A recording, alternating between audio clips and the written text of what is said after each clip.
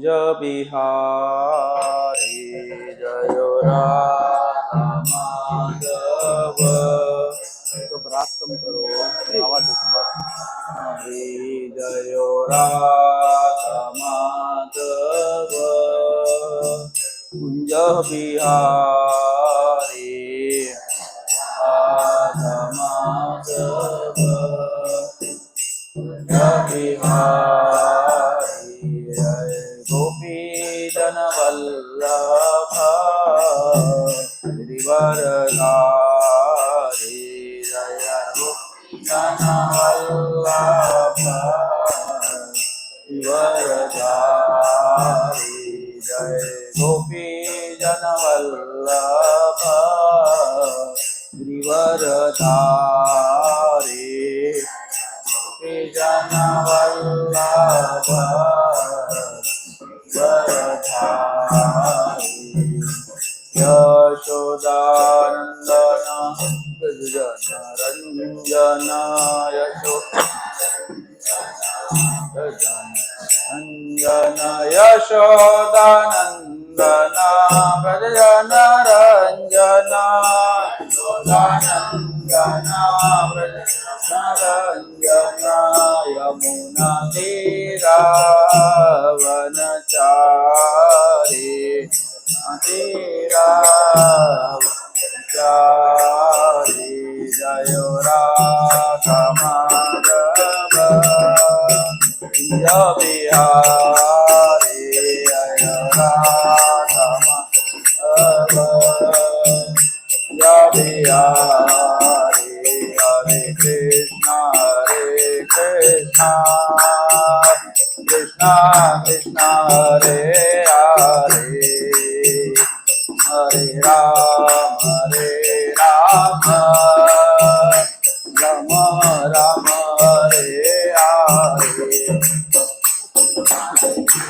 हरे कृष्णा कृष्णा कृष्णा हरे हरे हरे राम राम राम हरे हरे हरे कृष्णा कृष्णा कृष्णा हरे हरे हरे राम राम राम हरे हरे हरे कृष्णा कृष्णा कृष्णा हरे हरे राम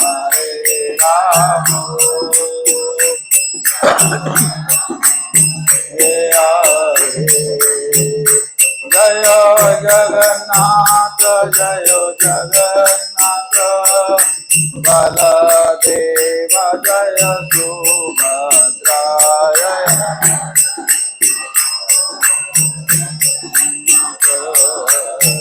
बलदेवा जय सुभद्रा जय गौरानिताय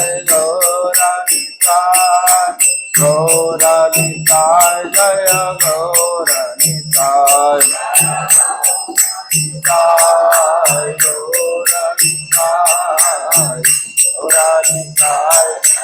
गौरानिताय जय प्रभुपाद जय प्रभुपाद प्रभुपाद जय प्रभुपाद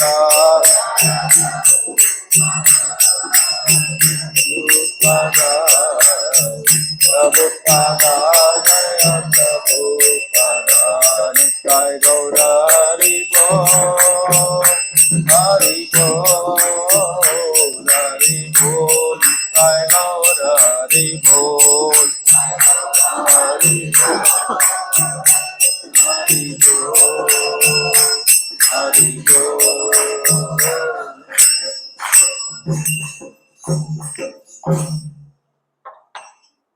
श्री श्री हरिनाम संकीर्तन की जय। उपस्थित भक्त वृंद की जय। श्री श्री जगन्नाथ बलदेव सुभद्रा मैया की जय। श्री श्री गौर निताय की जय। श्रील प्रभुपाद की जय। ओम नमो भगवते वासुदेवाय। ओम नमो भगवते वासुदेवाय। ओम नमो भगवते वासुदेवाय। नारायणं नमस्कृत्यं नरं चैव नरोत्तमं देवीं सरस्वतीं व्यासं ततो जायमुदीरये। नष्टप्रायेषु भद्रेषु नित्यं भागवत सेवया भगवती उत्तम श्लोके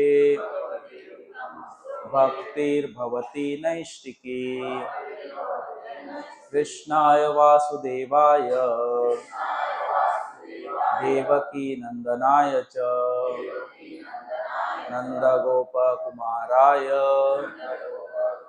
गोविंदाय नमो नमः। ओम अज्ञानतिमिरान्धस्य ज्ञानाञ्जनशलाकया चक्षुरुन्मिलितं येन तस्मै श्रीगुरुवे नमः। श्रीचैतन्यमनोभीष्टं स्थापितं येन भूतले स्वयं रूप कदा मह्यं ददाति स्वपदान्तिकं। वन्देऽहं श्रीगुरु श्रीयुतपदकमलं श्रीगुरुं वैष्णवां च श्रीरूपं साग्रजातं सगण रघुनाथान्वितं तं सजीवं साद्वैतं सावधूतं परिजनसहितं कृष्णचैतन्यदेवं श्री राधा कृष्ण पादान सगण ललिता श्री विशाखान्वितां च नमः। ओम विष्णुपादाय कृष्ण प्रेष्ठाय भूतले श्रीमते भक्ति वेदांत स्वामी नामिने नमस्ते सारस्वत देवे गौरवाणी प्रचारिणे निर्विशेष शून्यवादी पाशात देशतारिणे। जय श्री कृष्ण चैतन्य प्रभु नित्यानंद श्री अद्वैत गदाधर श्रीवासादि गौर भक्त वृंद। हरे कृष्ण कृष्ण कृष्ण हरे हरे हरे राम राम राम हरे हरे। हरे कृष्णा। सभी को आज के रविवार कार्यक्रम सत्संग कार्यक्रम में स्वागत है। अगले हफ्ते मतलब या अगले महीने का 1 तारीख को मोक्षदा एकादशी, वो दिन भगवत गीता का प्राकट्य दिवस है। मोक्षदा एकादशी के दिन भगवान कृष्ण ने अर्जुन को गीता बताया था, तो भगवत गीता का बर्थडे है।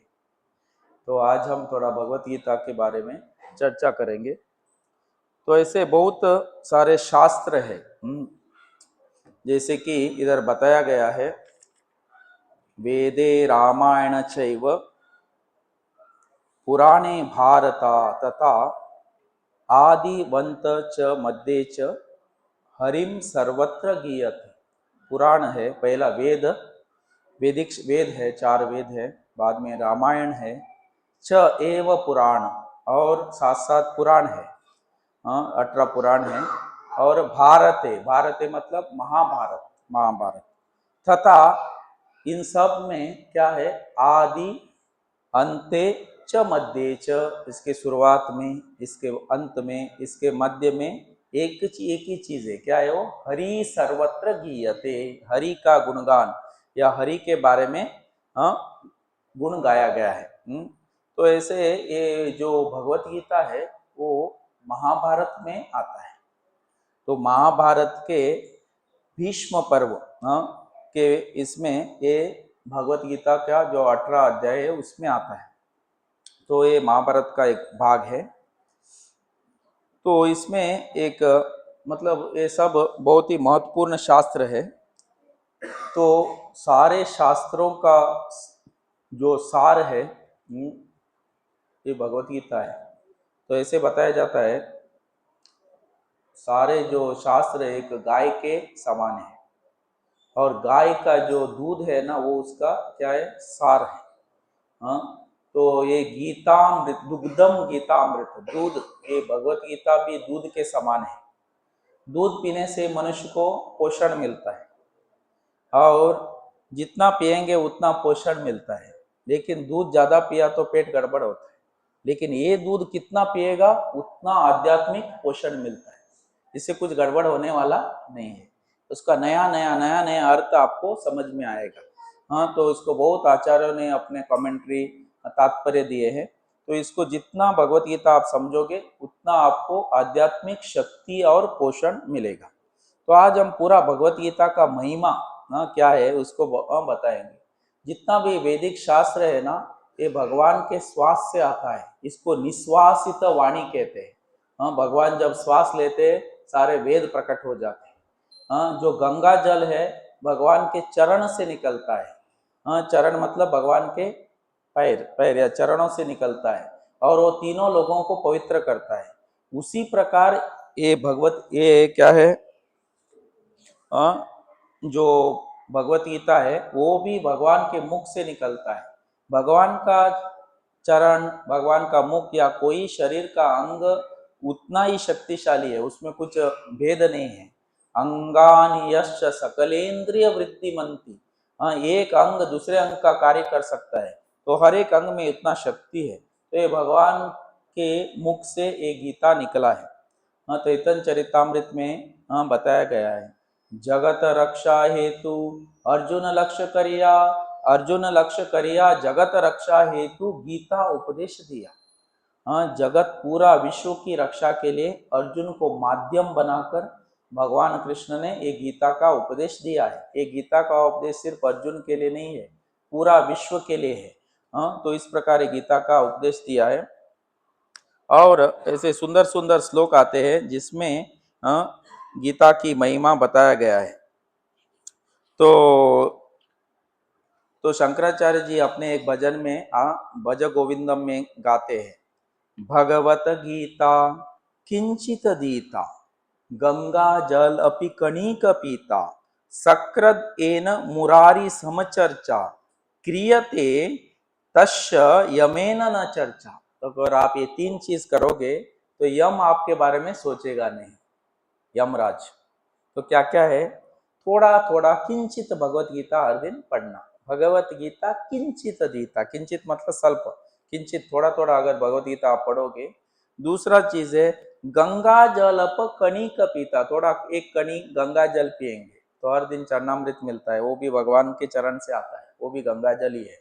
हाँ, तो भगवान को अभिषेक किया हुआ जल या गंगा का जल पिएगा। हाँ, और भगवत गीता हर दिन थोड़ा सुनेंगे। और सक्रदपि, हाँ सक्रदपि ये ना मुरारी समचर्चा, मुरारी मतलब भगवान कृष्ण का कर चर्चा, मतलब ऐसे गीता भागवत ऐसे भगवान के बारे में थोड़ा कथा सुनोगे तो यमेना न चर्चा, यम आपका चर्चा नहीं करेगा। क्या चीज, तीन चीजें, थोड़ा भगवत गीता हर दिन पढ़ना, थोड़ा गंगा जल या चरणामृत पीना, तीसरा हरि कथा सुनना, तो फिर आपको यमलोक जाना नहीं पड़ेगा, आपको वैकुंठ का टिकट मिलेगा। हाँ, तो इस प्रकार इसमें कहा गया है। तो इसलिए भगवत गीता बहुत महत्वपूर्ण ग्रंथ है। हाँ, तो ये भगवान के मुख से आया हुआ वाणी है।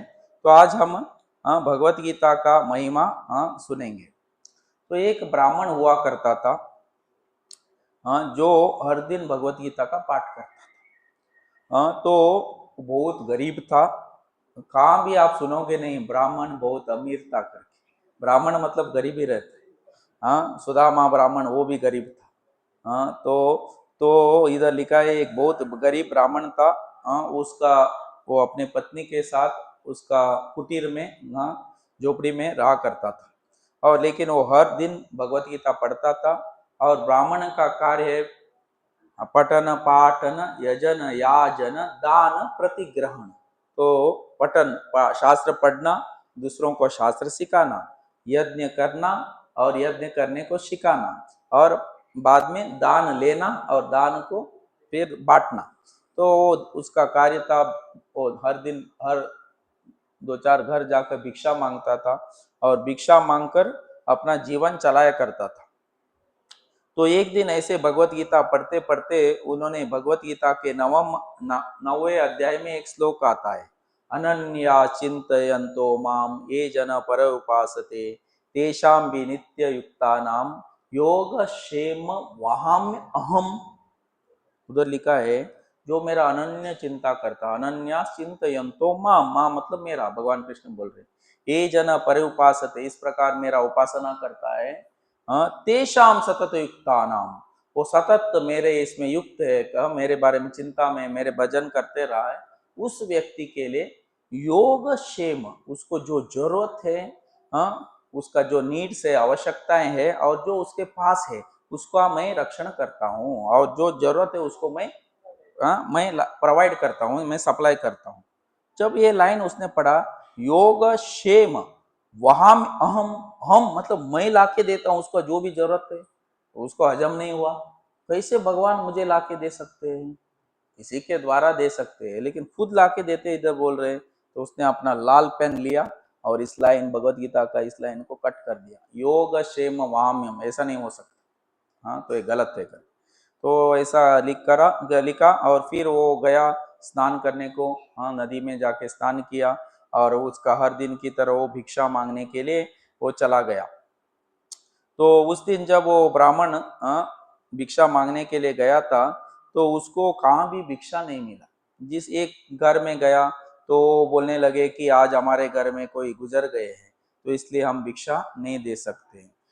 तो और एक घर में गया तो हमारे परिवार के सदस्य बाहर गए हैं शादी में, इसलिए आज कोई इधर देने के लिए नहीं है बोला। और एक घर में गया और एक कुछ कारण बताया। तो इस प्रकार कितने घर गया तो कहाँ भी उसको उस दिन भिक्षा नहीं मिला, वो बहुत उदास था। तो उसी समय उसके घर में क्या होता है, उसकी पत्नी अकेले थी। तो उधर एक बालक आता है, और बालक आता है और वो ब्राह्मण बालक आता है और बहुत सामान लेके आता है, चावल, दाल, सब्जियां और पकाने के लिए बर्तन, सब लाके उसके पत्नी को देता है। वो पत्नी आश्चर्यचकित हो जाती है, कौन है ये, कौन बालक है, आप ये कहाँ से लेके आए हैं? तो बालक बताने लगा, ये सब सामान तुम्हारे पति ने दिया है। तो उन्होंने बोला कि ये घर पहुंचाओ करके, तो इसलिए मैं इसको भो के उठा के वजन आपके घर लेके आया हूँ। तो आप कौन है करके पूछा। मैं आपका पति का शिष्य हूँ।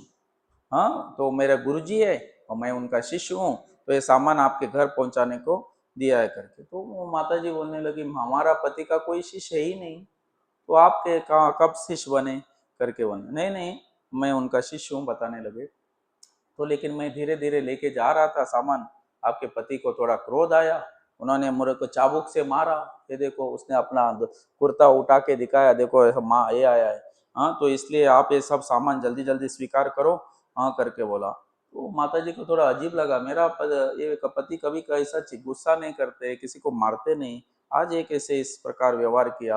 हाँ, थोड़ा आश्चर्य हुआ। तो फिर कोई बात नहीं, तो उसको बुलाया, अंदर आओ, हाँ मैं जल्दी पका के आपको भी खिलाऊंगी, बैठो करके उसको बिठाया अंदर। हाँ, और फिर प्रसाद बिना बना के उसको खिलाया वो माता जी ने। तो कुछ देर के बाद उसके पति आ गए। तो पति आया तो माता जी पूछने लगे, आप इतना छोटे बच्चे को भी मारते हो क्या? हाँ, कब से सीखा बच्चों को मारने का करके? हाँ, एक अभी बच्चा, क्या बोल रहे हैं? पति पूछने लगे।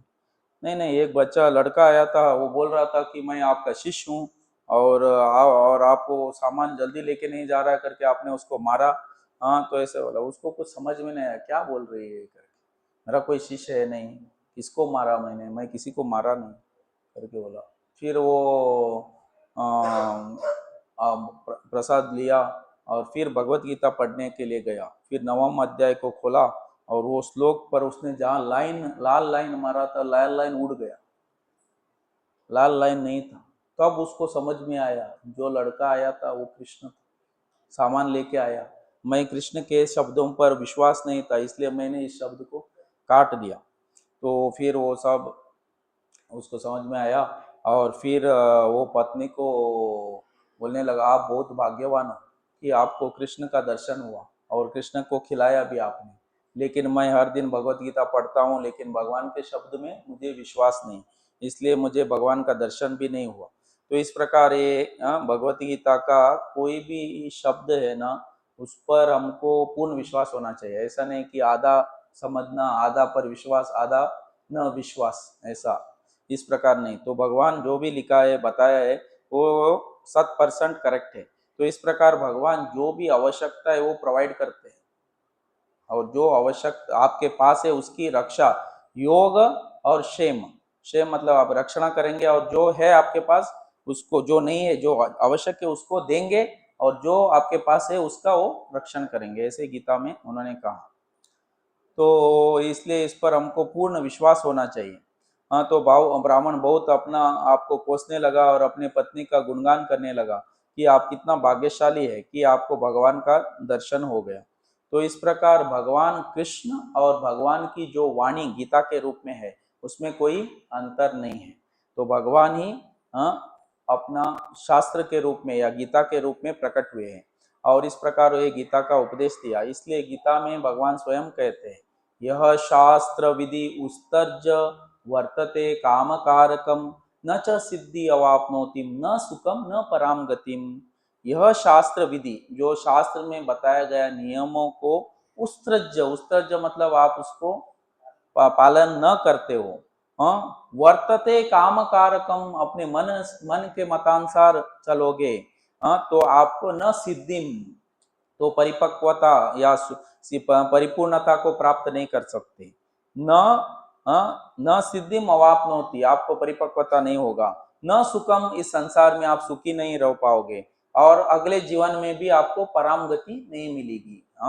पर गति मतलब वैकुंठ लोक या उच्च गति प्राप्त नहीं होगी। तस्माद शास्त्र प्रमाणम कार्यम अकार्यम व्यवस्थित, इसलिए शास्त्र को प्रमाण रखकर क्या करना क्या नहीं करना इसको जान लो, समझना चाहिए।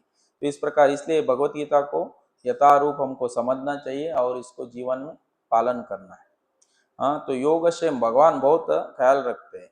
तो मैं और एक आपको बताऊंगा, इस्कॉन के शुरुआत के दिन थे, तो शिल प्रभुपाद जी को भगवत गीता प्रिंट करना था। तो प्रभुपाद जी ने अपना पूरा भगवत गीता पांडुलिपि सब लिख के टाइप हो गया, प्रिंट हो गया और उनको बहुत एक ही टाइम में बहुत हजारों लाखों में प्रिंट करना था और सब जगह बांटना था। इनके पास पैसा नहीं है, फिर भी इन्होंने बड़ा प्रिंट करने का बहुत विचार किया। तो उस समय क्या होता है, एक व्यक्ति आता है और बहुत बड़ा सूटकेस लेके आता है, और वो सूटकेस लेके आके रखता है। तो उसके पीछे कुछ लोग लगे थे क्योंकि उस सूटकेस में बहुत सारा पैसा था। तो अभी वो किसी को मालूम नहीं पैसा है करके, वो बैग लेके आता है और मंदिर में आ जाता है। और मंदिर में आता है और ये भक्त कोई नया व्यक्ति आया तो उसको स्वागत किया, वो अच्छा प्रसाद दिया, अच्छा खिलाया और सब भगवान के बारे में बताया। और वो जब जा रहा था वो बोला, ये सूटकेस इधर ही रखो, हाँ मैं बाद में इसको लेके जाऊंगा। तो वो सूटकेस उधर ही रखा। तो रात हो गया, प्रोग्राम वो सब खत्म हो गया, सूटकेस में क्या है करके वो भक्त ने जाके रात को देखा। तो देखा तो बहुत पैसा है, पूरा सूटकेस पैसा से भरा है। तो वो व्यक्ति तो आया नहीं, 2-4 दिन 5 दिन से हुआ, इनको प्रिंटिंग करना था, इनको गिनने को भी समय नहीं पैसा कितना है। इन्होंने सारा बैंक में जाके जमा किया और जहां ट्रांसफर करना था बैंक से वो प्रिंटिंग प्रेस को पैसा ट्रांसफर कर दिया और भगवत गीता कितने लाख में प्रिंट हो गए। और कुछ दिन के बाद वो व्यक्ति जो जिसका इसने चोरी किया था वो आते कि इधर कोई आया था क्या सूटकेस लेके कर। तो ये भक्त तो सच बोलने वाला, हाँ एक व्यक्ति आया था, सूटकेस रखा क्या, हाँ सूटकेस था, इसमें पैसा था क्या, हाँ पैसा भी था। तो हमको हमारा पैसा है वो चोरी करके गया है कर। उन्होंने बताया, बाबा ये पैसा तो अभी हम भगवत गीता प्रिंट करने में लगा दिया, पूरा पैसा चला गया। तो पहले तो उसको थोड़ा बहुत उदास हो गया, वो मेरा पैसा पूरा चला गया करके। फिर वो बोला ठीक है अच्छी बात है, भगवत गीता प्रिंट में लगाया, अच्छा भगवान की सेवा में लगाया, ठीक है अच्छी बात है।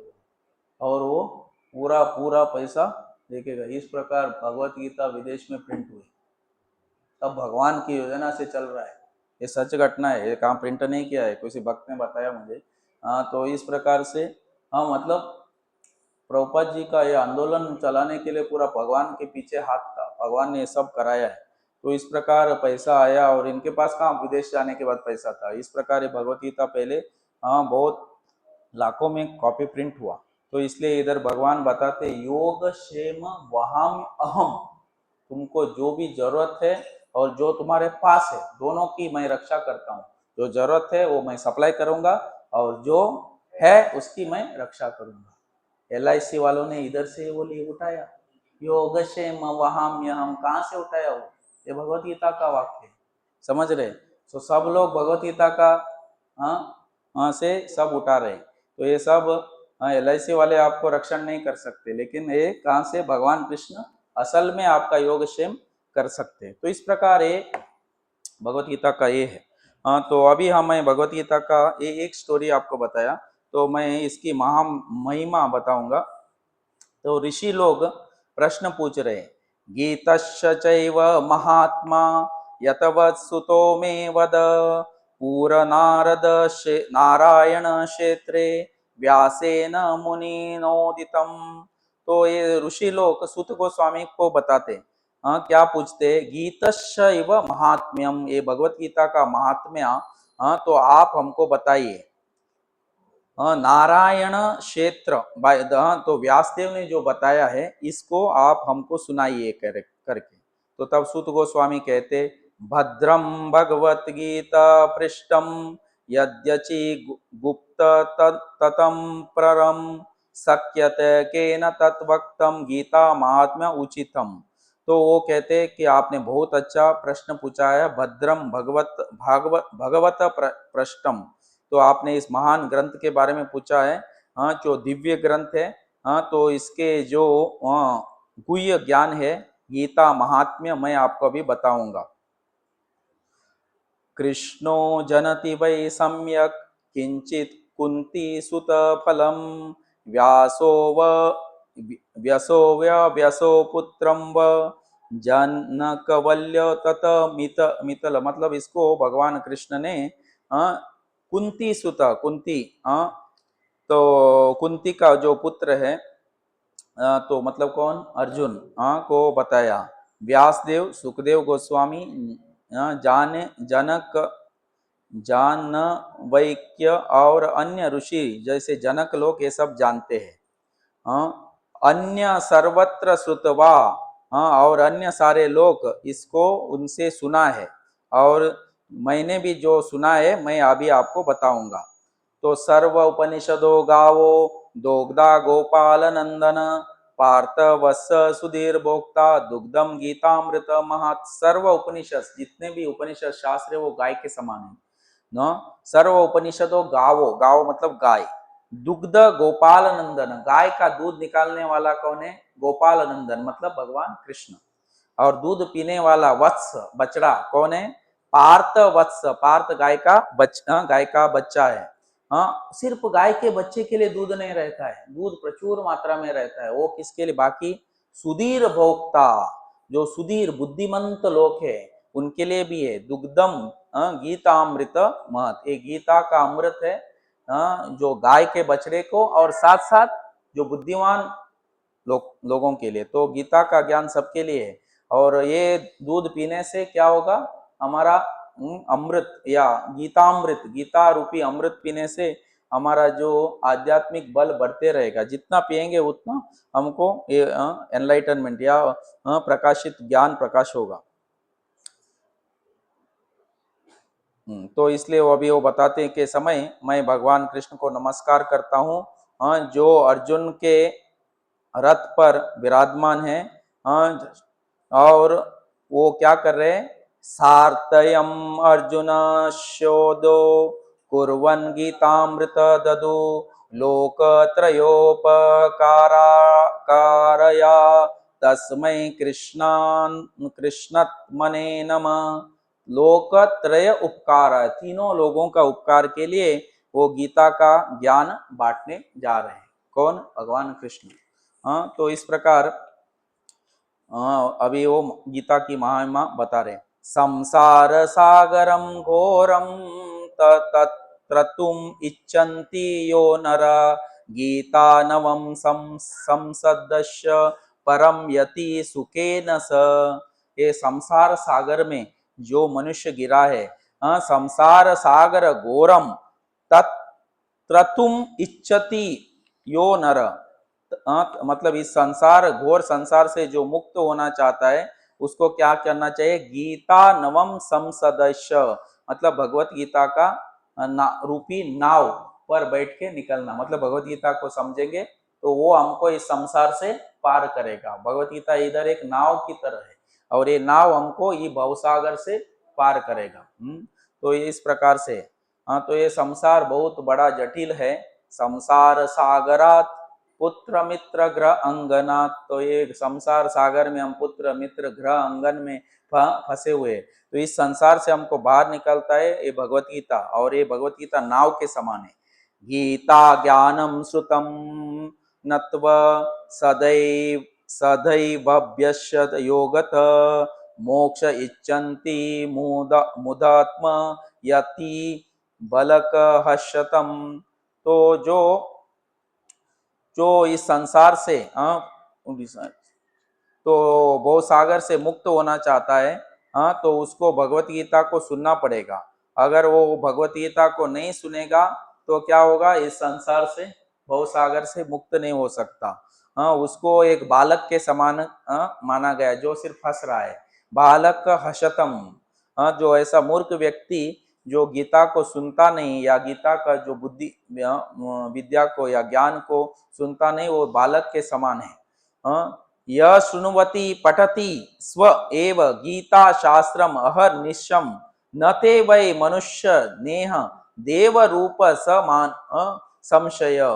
जो इस भगवत गीता को हर दिन पढ़ता है, तो वो सामान्य मनुष्य नहीं है। तो लेकिन वो मनुष्य है, सामान्य मनुष्य नहीं है, बल्कि वो क्या है, इस संसार में देवता के समान है जो भगवत गीता को हर दिन पाठ करता है। तो इसलिए इधर बताया गीता शास्त्रम अहर नित्यम। तो हर दिन वो जो पढ़ता है, सुनति पठति एव, सुनता पढ़ता है, न ते वै मनुष्य नेह, वो सिर्फ मनुष्य समझो मत उसको, देव रूप न संशय, वो देव रूप में देवता जैसा है। गीता गेहम संबोधम कृष्ण प्रहर्जुत एवै भक्ति तत्वम परम तत्र सगुणम वत निर्गुण। तो इस प्रकार भगवत गीता का जो ज्ञान है कृष्णचंद्र ने अर्जुन को इधर दिया है।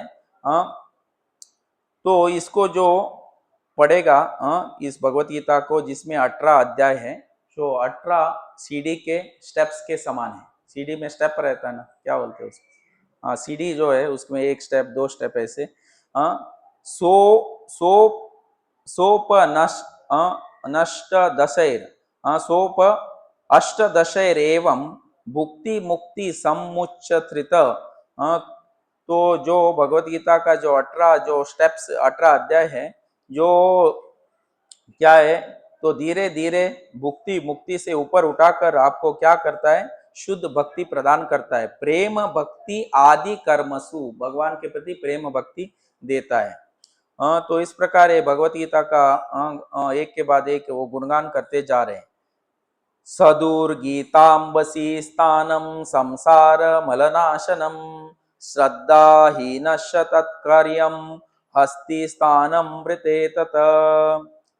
जो जब व्यक्ति शुद्ध जल में स्नान करता है, उसी प्रकार भगवत गीता रूपी जल में स्नान करेगा। भगवत गीता में स्नान करना मतलब भगवत गीता को समझना। तो वो व्यक्ति क्या होता है, संसार मलनाशनम, इस संसार के मल से क्या हो जाता है, मुक्त हो जाता है।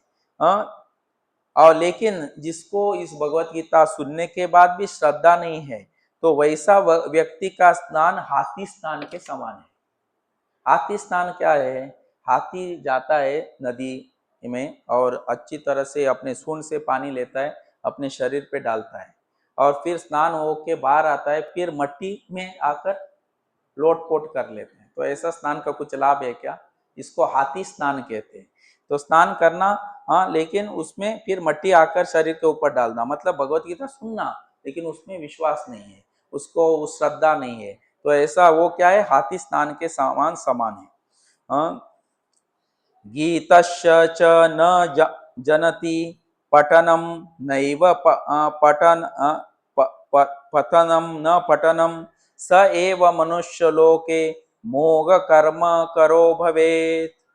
जो व्यक्ति जो क्या है, भगवत गीता को पढ़ता नहीं या सुनता नहीं, वो क्या है, वो मनुष्य जीवन में उसका क्या है, ये failed in the duty of human life, मनुष्य जीवन के कर्तव्यों में वो निभा नहीं पाया। जैसे आप ये कोई इलेक्ट्रॉनिक आइटम या कोई गैजेट्स लेते हैं, जैसे टीवी, फ्रिज या मोबाइल या वॉच, इलेक्ट्रॉनिक, आपको एक मैनुअल मिलता है, वो कैसे ऑपरेट करना है, इसको कैसे चालू करना, कैसे बंद करना, कैसे ये करना।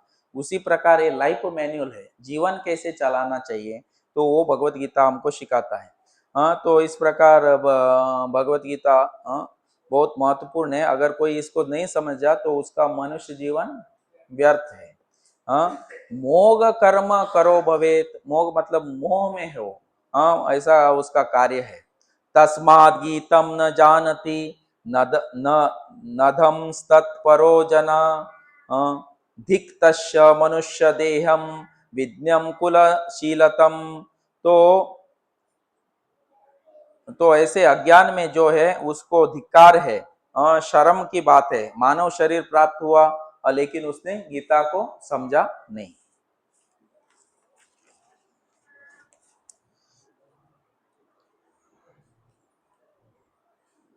तो उसकी सुंदरता, उसकी गुण, उसकी ऐश्वर्य कुछ का उसका कुछ लाभ नहीं है जिसने गीता को ज्ञान को समझा नहीं।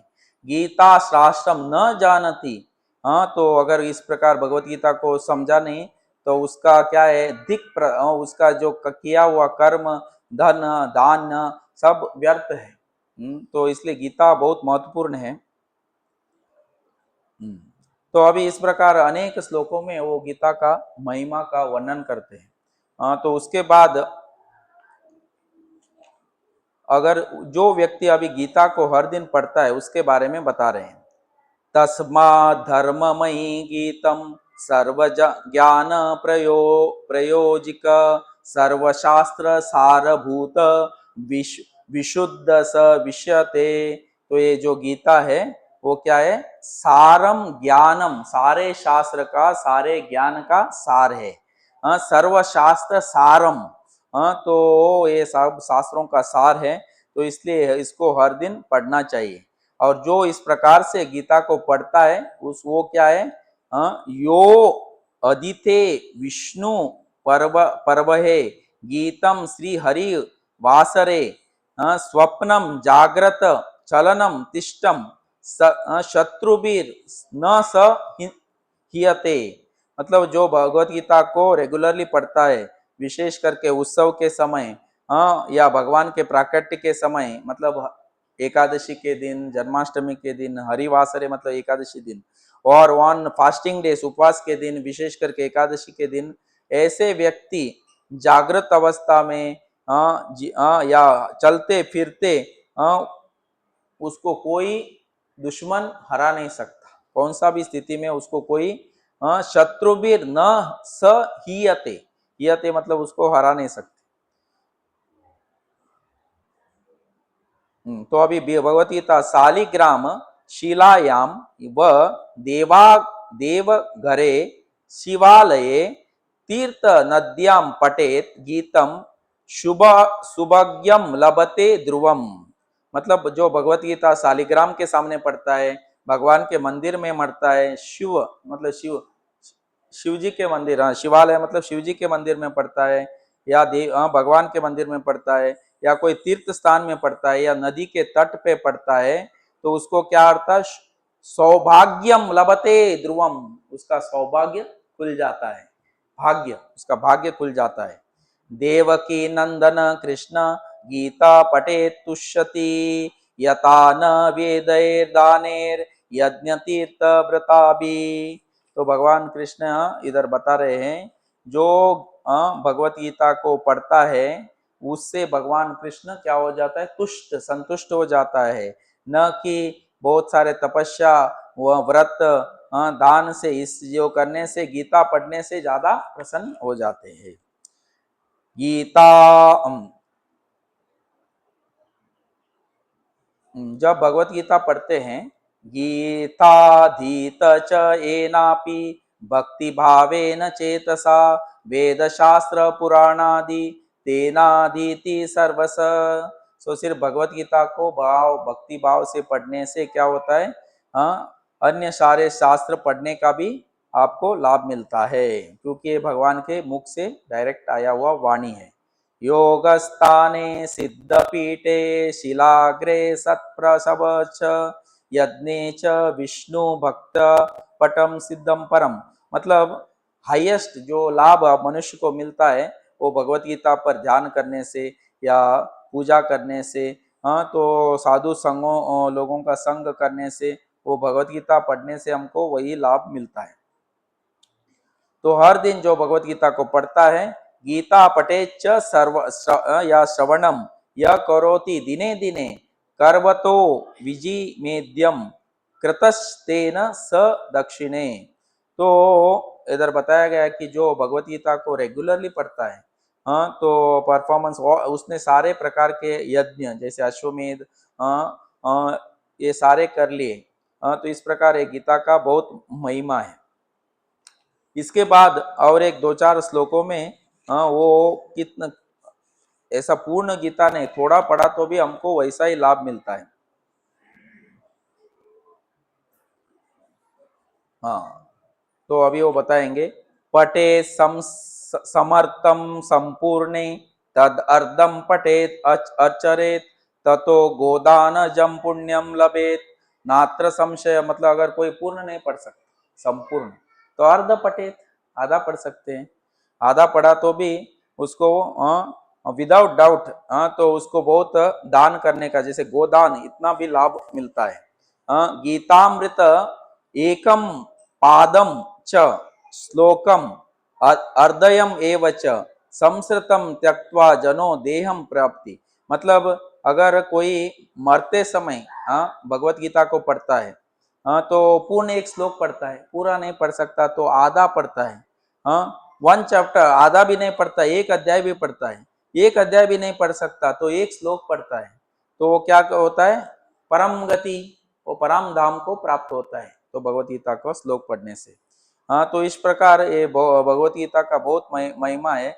एक श्लोक, आधा श्लोक, थोड़ा भी पढ़ा तो भी इससे लाभ होता है। तो दक्षिण भारत में एक ब्राह्मण हुआ करते थे, तो उसको उसके गुरुजी ने बताया था कि आपको हर दिन भगवत गीता पढ़ना है। तो लेकिन इसको उतना पढ़ने को आता नहीं था श्लोक, लेकिन गुरुजी का आदेश मानकर वो हर दिन भगवत गीता को कैसे तो पढ़ता था। तो लेकिन उसको पूर्ण श्रद्धा था गुरु के वचन में, और जब वो पढ़ता था गीता, उसके आंखों से आंसू निकलते थे और वो पढ़ते जाता था, और आजू बाजू के सारे लोग हंसते थे, कैसा पढ़ता है गीता, श्लोक प्रोनाउंसिएशन भी आता नहीं करके।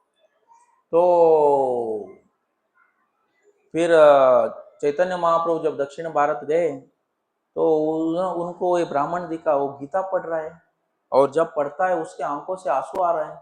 चैतन्य महाप्रभु उसके पास गए और उसको पूछा, आपको भगवत गीता में ऐसा कौन सा श्लोक अच्छा लगा, क्या अच्छा लगा कि आपके आंखों से आंसू आ रहा है? तो वो चित्र निकाल के दिखाया, मुझे जब ये चित्र को देखता हूँ, भगवान कृष्ण अपने भक्त के लिए रथ चला रहे, तो मेरे आंखों से आंसू आता है। तो भगवान चैतन्य महाप्रभु से बताया कि आपने गीता को सही समझा है, you are best student, Geeta का अच्छा आप स्टूडेंट है करके। तो उसको भी समझ में आया, मुझे लगता है गीता जिसने बताया शायद वही है आप एक। तो चैतन्य महाप्रभु बोला, किसी को बोलने का नहीं, ये विषय किसी को बोलना नहीं है। तो चैतन्य महाप्रभु स्वयं कृष्ण है, और इसको समझ रहा है कि ये कृष्ण है करके, क्योंकि इसको चैतन्य महाप्रभु की कृपा हुई और गुरु की कृपा हुई तो वो समझ पाए। तो चैतन्य महाप्रभु को हर दिन दर्शन को जाते थे, लेकिन उसने किसी को बताया। तो इस प्रकार ये गीता ये किया। और हमारे एक आचार्य है जिनका नाम है विश्वनाथ चक्रवर्ती ठाकुर, उन्होंने भगवत गीता के ऊपर कमेंट्री लिखा है। पूरा भगवत गीता को उन्होंने पढ़ा, हर एक श्लोक पे कमेंट्री लिखा। और जब भगवत गीता का 18वें अध्याय पर कमेंट्री लिखा, तो उनके लास्ट 5 श्लोक का जो कमेंट्री है वो उन्होंने लिख के रखा था।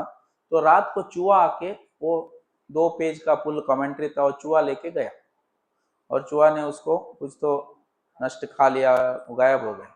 तो विश्वनाथ चक्रवर्ती ठाकुर 5 सारे भगवत गीता पर उनका कमेंट्री है, लास्ट 5 श्लोक पर कमेंट्री नहीं है। वो लिखते हैं, गणपति का वाहन चूहा आके लिया, इसलिए मैं और इसको फिर से नहीं लिखता हूँ, तो मैं इधर ही मेरा जो कमेंट्री है समाप्त करता हूँ करके उन्होंने आगे 5 श्लोक को कमेंट्री नहीं लिखी, फिर लिखा नहीं, उन्होंने उधर ही लास्ट 5 श्लोक पर 18वें अध्याय का नहीं है, तो उधर ही समाप्त किया। तो इस प्रकार बहुत सारे आचार्यों ने लिखा है, विश्वनाथ चक्रवर्ती ठाकुर ने लिखा है, बलदेव विद्याभूषण में ने भी लिखा है गीता भूषण करके, तो उन्होंने भगवत गीता पर कमेंट्री लिखा है। भक्ति विनोद ठाकुर ने लिखा है, ऐसे बहुत सारे आचार्य का लिखा है। और अभी हमारे पास लेटेस्ट कमेंट्री है, वो किसका है? प्रभुपाद जी का। शिला प्रभुपाद जी का अभी भी गर्म है वो, क्योंकि अभी अभी लिखा है उन्होंने, और बहुत सारे प्रभाव उसका बहुत लोगों पर प्रभाव हुआ है। हाँ, तो इस प्रकार एक कमेंट्री लिखा था। और एक स्टोरी है, एक भक्त था, हाँ, गुरु का शिष्य था। तो गुरुजी ने बोला कि तुम भगवत गीता हर दिन पढ़ना करके, और गुरुजी प्रचार के लिए चले गए।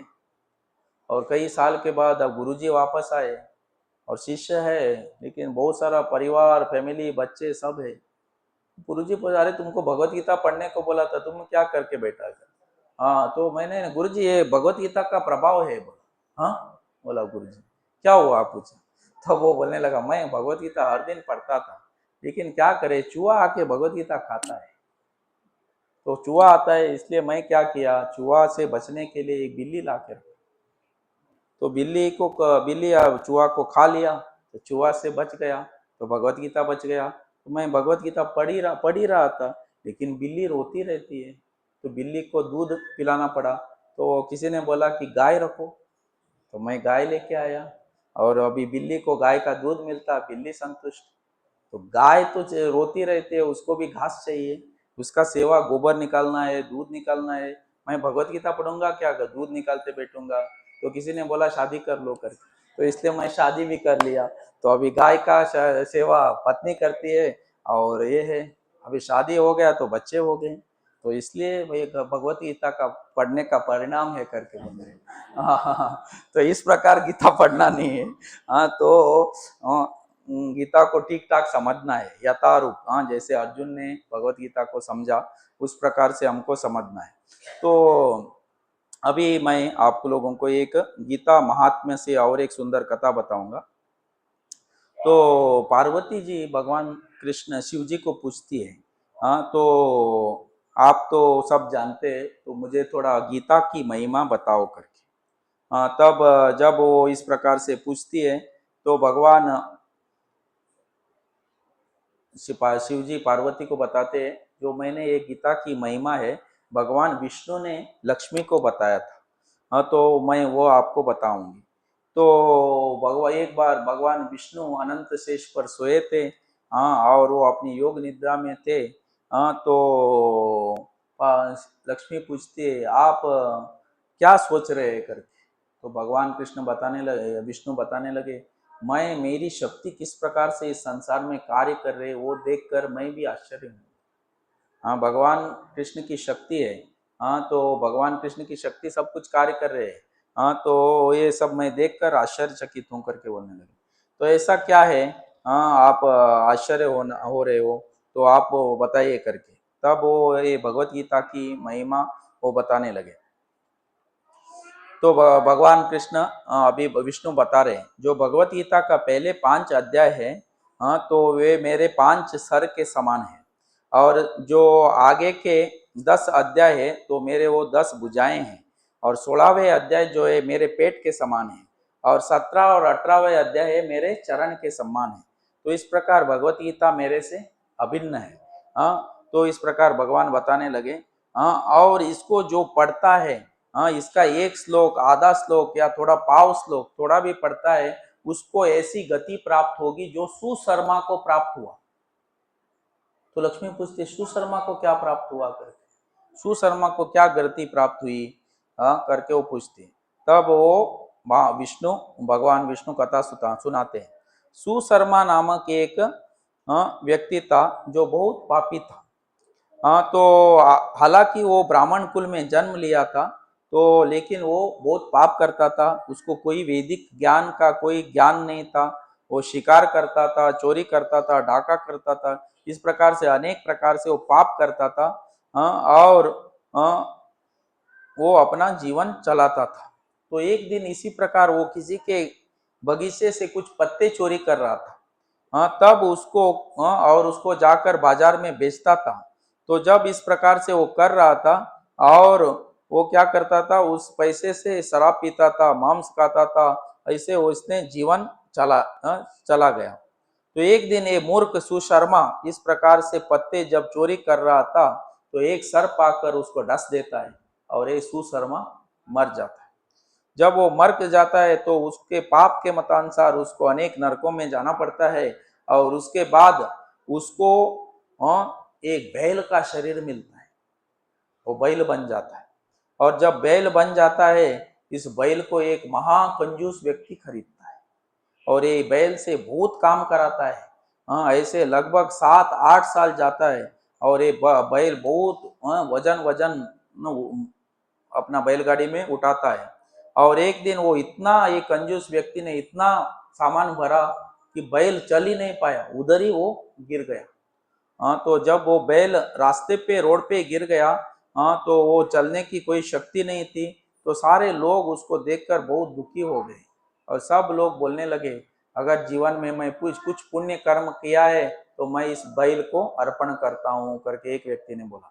तो उसको देखकर दूसरा बोला, अगर मैं भी कुछ जीवन में कुछ पुण्य किया है तो मैं बैल को अर्पण करता हूँ। ऐसे कई लोग अपना पुण्य बैल को अर्पण कर रहे थे। तो उस समय एक उधर वेश्या थी, सब लोग कुछ ना कुछ अर्पण करे, वो बोले अगर मैं भी कुछ पुण्य जन्म में किया है तो मैं मेरा पुण्य इस बैल को अर्पण करती हूँ, करके वो जब वेश्या बोली, तुरंत बैल मर जाता है। और जब बैल मर जाता है तो उस बैल को उसके कर्म के मतानुसार तो उसको लेके जाते हैं यमलोक में, और यमराज बताता है कि अभी ये पूरा पाप से मुक्त हो चुका है, हाँ तुम तुम जा सकते हो करके। तो बैल यमराज को पूछता है, ऐसा क्या चीज है जिससे मैं मुक्त हो गया? तब वो तो बोलता है, वो वेश्या ने जो पुण्य अर्पण किया ना, इसके लिए आप मुक्त हो गए। वो सीधा वो व्यक्ति अभी ये वेश्या के पास आता है और पूछता है, तुमने मुझे क्या पुण्य अर्पण किया करके। तो वो बोलते है, मैं मुझे पता नहीं, लेकिन वो मैं जहाँ रहती थी ना, उधर एक तोता था। वो तोता कुछ मंत्र बोलता था, वो मंत्र मुझे बहुत सुंदर लगते थे, और वो मंत्र को सुनकर मेरा मन बहुत प्रसन्न हो जाता था। हाँ, मैं बहुत प्रसन्न रहती थी, इसलिए जो ये पुण्य मैंने आपको अर्पण किया कर। अभी वेश्या और ये बैल अभी मनुष्य रूप धारण किया है, दोनों लोग जाके तोता को मिलते हैं, और तोता के पास आके उसको पूछते हैं, तुम क्या रटते थे हर दिन, जो मंत्र, वो उसको थोड़ा बताओ करके। तब ये तोता बताता है कि तो उसको अपना पूर्व जन्म याद था, और वो कहने लगा कि मैं पहले एक ब्राह्मण था, और मेरे को बहुत अहंकार था, और मैं दूसरों को अपमान करता था, निंदा करता था, और उनसे ईर्ष्या करता था। और जब मैं मर गया तो अनेक नरक में मुझे बेचा गया, और फिर मुझे एक तोते का शरीर मिला। लेकिन मेरा कर्म इतना बुरा था कि मैं जन्म लेते ही मेरे माता पिता भी मर गए कुछ समय के बाद। तो मैं ऐसा ही तप्त रेत पर अपना जीवन निकाल रहा था, रेत पे था।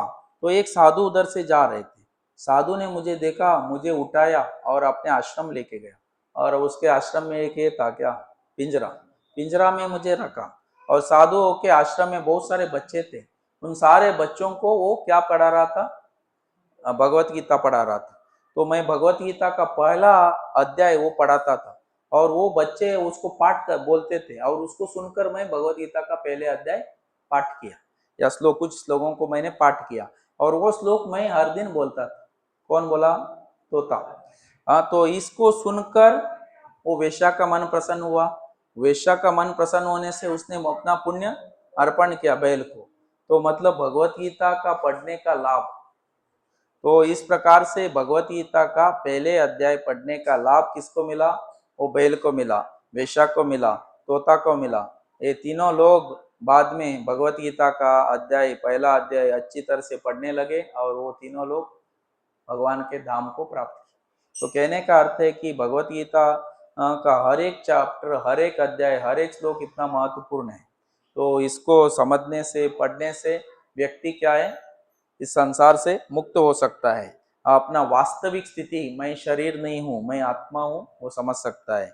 और मेरा भगवान की प्रति क्या संबंध है वो जानता है। ममे अंश जीवलोक जीव भूत सनातन, मैं भगवान कृष्ण का नित्य दास हूँ, इसको वो जानता है। तो इसलिए भगवत गीता को जानना, समझना बहुत महत्वपूर्ण है। और शिल प्रभुपाद जी ने इसको ही जाके प्रचार किया। जब लंदन में गए, पहली बार रिपोर्टर लोगों ने पूछा आप क्यों आए लंदन करके। प्रभुपाद जी बोले आप 200 साल भारत को लूटा ना, लेकिन आप बहुत महत्वपूर्ण चीज भूल गए भारत में ही, उसको मैं होम डिलीवरी देने को आया हूँ। हाँ, तो आपको गीता देने को आया हूँ करके। तो इस प्रकार प्रभुपाद जी भगवत गीता को प्रचार किया। तो ये भगवत गीता ये एक बुक है, इसको पहले समझना है, ये बेसिक बुक है। तो इसको समझेंगे तो बाकी सब समझ जाएंगे। हाँ, तो हम शारीरिक चेतना से हाँ ऊपर उठ सकते हैं। मैं शरीर नहीं, मैं आत्मा हूँ। हाँ, तो इससे धीरे धीरे ये हो सकता है। तो शिल प्रभुपाद जी के जब शिष्य इधर भारत में आए तो कुछ लोग बोलते थे स्वामी जी तुम्हारे शिष्यों को प्रोनाउंसिएशन नहीं आता, ठीक तरह से प्रोनाउंस नहीं करते हैं। प्रभुपाद जी बोले इनका रिनाउंसिएशन ठीक है, इनका प्रोनाउंसिएशन ठीक नहीं, तो इनका रिनाउंसिएशन मतलब वैराग्य बहुत अच्छा है, इनको प्रोनाउंसिएशन नहीं आया तो भी चलेगा करके। तो इस प्रकार प्रभुपाद जी अपने शिष्यों को हमेशा रक्षा करते थे। हाँ, कुछ भी लोग बोलेंगे तो नहीं नहीं इनका सब ठीक है करके। तो इस प्रकार जब ये सब लोग विदेश में प्रभुपाद जी ने प्रचार किया तो प्रभुपाद जी 1965 में अमेरिका गए थे। तो एक साल कठोर संघर्ष के बाद 1966 में उन्होंने इस्कॉन स्थापन किया। इस्कॉन स्थापन करके 1970 तक कई बार वो भारत आए और अमेरिका जाते प्रचार किया अमेरिका में। हाँ, 1970 में वो भारत आए और उन्होंने कहा कि अभी मैं भारत में प्रचार करूंगा। तब उन्होंने बोला कि एक पत्र लिखा मुझे 20 लोग अमेरिका से भेजना है भारत में। हाँ, तो इनको इधर अभी भारत में प्रचार करने के लिए, तो हर एक मंदिर में से एक एक आदमी को चुना गया, कौन जाएगा भारत करके। तो ऐसे थोड़े थोड़े लोगों को करके 20 लोग वो अमेरिका से भारत आए।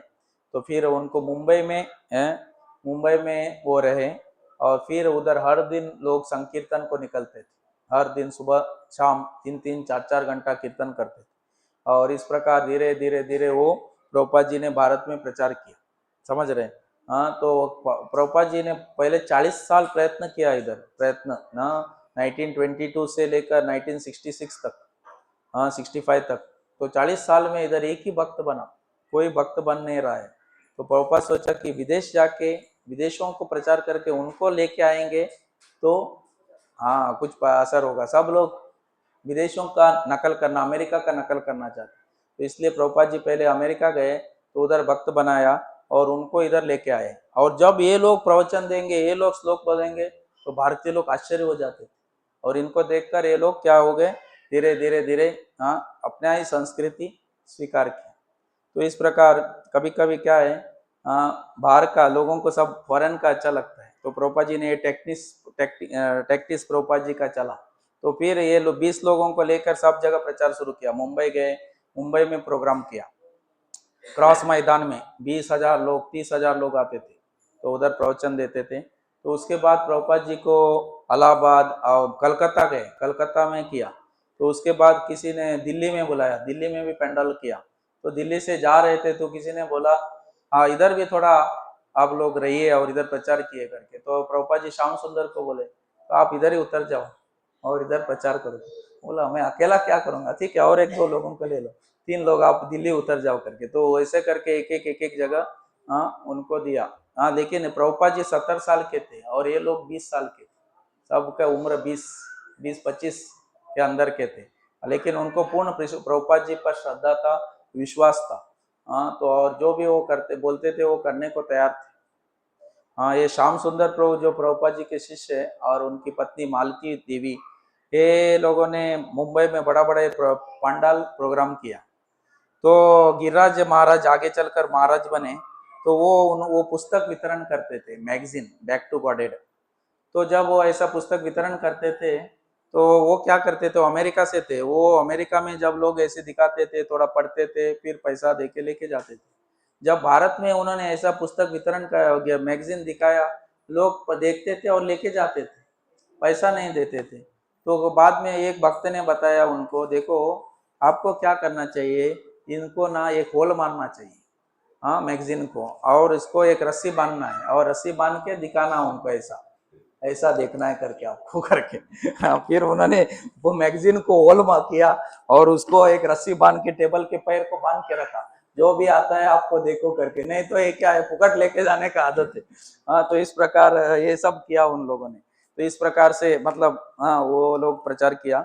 बहुत सारे ऐसे वो संघर्ष किया, तो इसके बाद धीरे धीरे धीरे भारत में लोग भक्त बनने गए।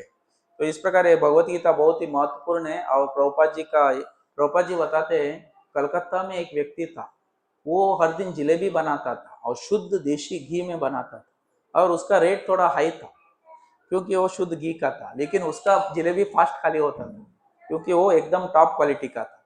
तो प्रभुपाद जी बोले, इसका ये देख कर मुझे भी थोड़ा प्रेरणा आया, इसलिए मैं ओरिजिनल माल दे रहा हूँ, डुप्लीकेट नहीं दे रहा हूँ। हाँ, तो इसलिए मैं जो भी लिखा है, मतलब जब भगवान कैसे बोलते हैं वही बोला है, मतलब इसमें कुछ मिलावट नहीं है। इसलिए जब प्रभुपाद जी जाके विदेश में प्रचार किया, हजारों लोग भक्त बने, क्योंकि इसमें ओरिजिनल माल है, हाँ, डुप्लीकेट नहीं है। तो भगवान कृष्ण बोलते हैं, माम एकम शरणम व्रज, मेरे शरण में आओ। तो और एक कोई लिखा है, भगवान के अंदर जो परमात्मा बैठा है उसके शरण में जाना। मतलब भगवान और भगवान का अंदर जो बैठा है वो अंतर, वो भेद कर रहा है। तो भगवान के शरीर और भगवान के आत्मा में कोई भेद नहीं। देह देही अभेदम, देह और देही, देह में वास करने वाला भगवान में भेद नहीं है, लेकिन हमारा शरीर दूसरा, आत्मा दूसरा है। तो इस प्रकार ये लोग अपने मनोकल्पित लिखा है। तो प्रभुपाद जी ने ओरिजिनल माल दिया है, और इसलिए जब प्रभुपाद जी का गीता ये हुआ तो सारा विश्व भर लोग भक्त बने। उसके पहले भी कितने लोग बढ़ गए, कोई भक्त नहीं बना पाया, हाँ, क्योंकि वो लोग ओरिजिनल माल नहीं दिया। हाँ, तो इसलिए भगवत गीता को आप लोग समझिए और अपना जीवन सफल बनाइए। हरे कृष्णा कृष्ण कृष्ण हरे हरे, हरे राम राम राम।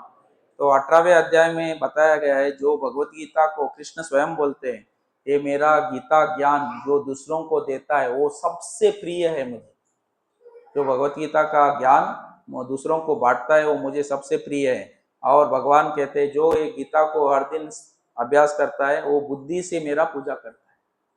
हाँ, तो इसलिए भगवत गीता को पढ़ना है, और जो भी भगवत गीता पढ़ेगा, हाँ, उसको सारे संशय दूर हो जाएंगे। हाँ, तो सारा क्लियर, क्रिस्टल क्लियर आपको सब कुछ दिखेगा। तो इतना महत्वपूर्ण है। हरे कृष्ण।